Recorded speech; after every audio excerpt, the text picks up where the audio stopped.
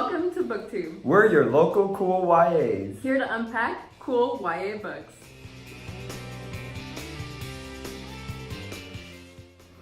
The two YA books we're discussing this week are Mexican Whiteboy and American Street. Our first book is Mexican Whiteboy by Matt de la Peña. Published in 2008, it won an award for Best Books for Young Adults in 2009. This book deals with Danny, a half Mexican, half white boy who spends the summer with his Mexican family in National City. He stays with his Mexican family in hopes of becoming more Mexican himself and reuniting with his long-lost Mexican father. There, he meets Uno. At first, they have a rocky start, but they both create a mutual bond of friendship through baseball. Both characters face ups and downs throughout the book, including the mutual pain of a missing father figure. The book follows Danny and Uno's journey through an adolescent summer of baseball, fighting, and personal growth. For our second book, we have American Street by Ibi Zoboi. This book was published in 2017 and was nominated for the National Book Award for Young People's Literature. This book follows Fabiola in her transition from living in Haiti to her new home in Detroit with her aunt and 3 cousins. Although originally born in the United States, much of her identity is tied to her Haitian culture, as that's where she was raised. Due to the circumstances of her birth, she was able to make it through customs fine, but her mother was denied entry, unfortunately. Separated from everything she knew, she tries to adopt the new culture while also trying to keep up with her Haitian roots. Willing to do anything to get her mother back, Fabiola puts herself in dangerous circumstances. She sells out her cousin's boyfriend, she lies to her family, and she even risks her own safety. This book touches on serious issues such as drug dealing, poverty, and violence. Now I know you might be wondering, why did we choose these books? What's cool about Mexican Whiteboy and American Street is that these books pair really well together. Yep, you see both of the main characters doing their very best to try to fit in their own way. On Mexican Whiteboy's side, we see him in the very beginning not fitting in with all of the white kids at his school. And then he goes to Mexico and you see him not fitting in there because he's too light and doesn't even speak Spanish. So him finding Uno is him finally finding that bridge that lets him actually feel like he belongs somewhere. And the really powerful side to that is Uno is also a bicultural character, but he found his way to fit in already, and I think that really helped Danny come to terms with the fact that he was different and realizing that that's not a bad thing. Another way in which these books are really similar is that they both talk about class struggles. In American Street, we see characters such as her cousins, Dre and Kasim, having to turn to a life of drugs. And even though Dre is portrayed as the way that the news portrays drug dealers, Kasim, the Fabiola's love interest, a good guy, ends up paying the price of his life because he had to just turn to drugs to support his family. Mexican Whiteboy also has a similar theme of them trying to earn money just to live. Most of the book is Danny and Uno hustling through baseball to try to just get a little bit of money. And getting beat up a few times while they're at it. One of the strongest similarities in this novel is the way the main characters are both motivated by the pain of a missing parent. We have Fabiola, whose mom is detained by immigration, and she's motivated to try and figure out if Dre is dealing drugs so that maybe she can get her mother free and make a deal. While Danny is motivated to try and find his dad. He has kind of like that missing part in him. He feels as though he doesn't really belong because he doesn't know that side of him yet. Yeah, whereas Fabiola feels like she has a missing part of her because she's missing what connected her to Haiti. Mm-hmm.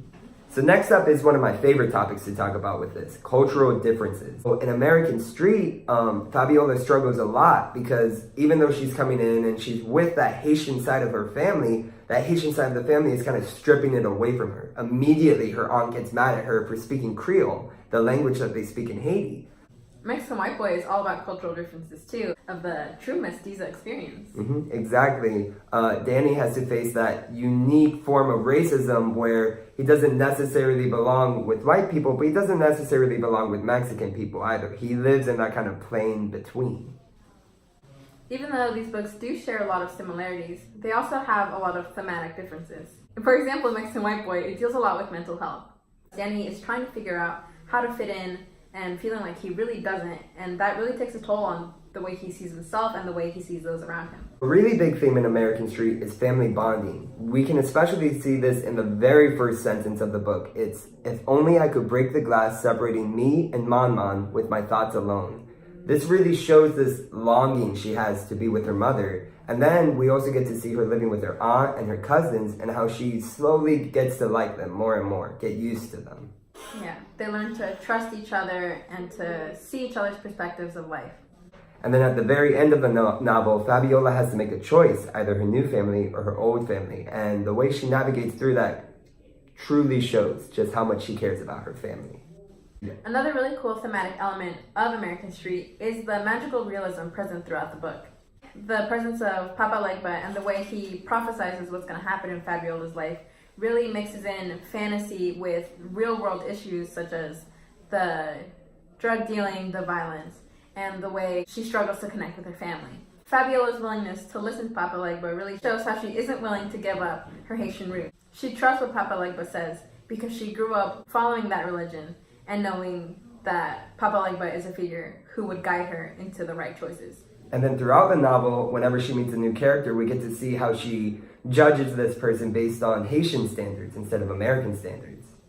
Something I really like about Mexican Whiteboy is its relatableness. Trying to find a way to fit in with the world and becoming a new person, figuring out new identities is relatable to any teen who's reading it. So another thing I like is the friendship between Danny and Uno. That bond right there really shows how, even though you might not find the answer within your own family, to not give up, to keep reaching out, and maybe you'll find someone that you do get along with, someone that you are meant to be around. The one thing I don't like about the book is how I don't think the book really finds closure. I don't think Danny really ends up liking who he is fully. I think he's always going to have that struggle a little bit. But even alongside with me not liking that, I think it is a very true portrayal of the way some people experience life, and it is important for someone who may be going through that to have that and to feel validated. Now that you know what the books were about, here's what we really thought of them. All right, Cool Way. What rating would you give our first book, Mexican Whiteboy? I think I'm going to have to give Mexican Whiteboy a 3 out of 5. Despite its relatableness, the fact that the ending was just kind of open like that and there was no real closure, I just couldn't really get around it. I think I'm going to give it a similar rating, 3 out of 5. For me, I just couldn't relate to the sports aspect, and there was kind of a learning curve of trying to figure out all the baseball terms within it. But I did like it in terms of relatability. I think both of us as mestiza people. It was good to see our identity in a book and see the way it's hard to fit in sometimes within both cultures. Mm-hmm. All right, Cool YA, how would you rate our second Cool YA book, American Street? I think I'm going to have to give it a 5 out of 5. I really enjoyed it. I loved the strong characters, the magical realism, and the way it brought up really important struggles that a lot of YAs face in today's society. I think for American Street, I'm going to give it a 4 out of 5. I love the way that it showed the struggles Fabiola had both within her family and fitting in at school. But at the same time, some of the metaphors that they used were I felt like they were a little forced. It felt a little bit unrealistic at times, I agree. I think that's what made me like it. I am a lover of fantasy, but I think everyone should read these books and figure out if they like it on their own. Definitely recommend both of them. Should we leave it at that? Yeah. I feel like, yeah, okay. Let's leave it at that. Cut.